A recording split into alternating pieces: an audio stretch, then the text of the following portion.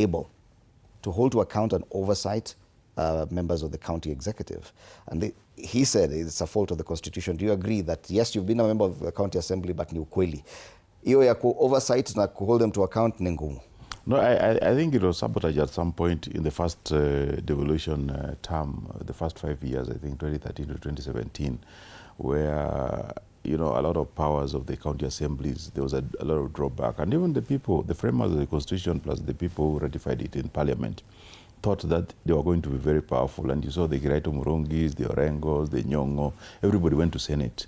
Now Senate has turned into primary oversighters, which is not their role. They're supposed to be secondary. They're supposed to be after the county assemblies are finished, because what is the size of the Senate? We have 47 counties. In fact, if you go in the real sense, you have 94 governments, because the county assembly and the county executive is a different, totally different thing.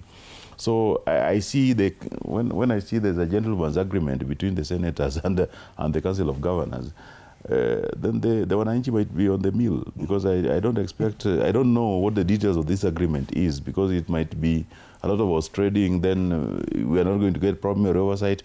The governors are going to ignore the counties. I think the county assemblies must assert their authority, and that's why we are very careful with the MCAs who want to be too friendly to the governors. The governors are supposed to perform. Even if they are relatives, you know, there are situations where you have governors who are relatives to the MCAs. It is not our roles to be friends with the governors. It is our roles to ensure that the mwananchi get. And I feel the pain of the He had specific questions for you. Yeah, I feel the pain of the people evicted in Mukuru, though I don't know the details. But, you know, we agreed as a government, both national, because we sat as a broad base, that eviction must be humane.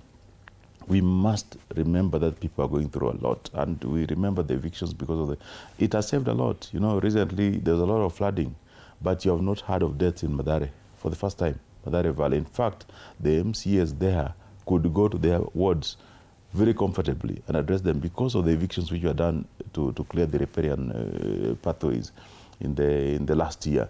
But coming to the environment, I think is a big challenge, the garbage collection, which the national government has taken up now as part of the 80 billion shillings deal, that the national government through NYS and other entities, there's a private entity also which is going to come in to ensure that the garbage collection is ramped up and cleared.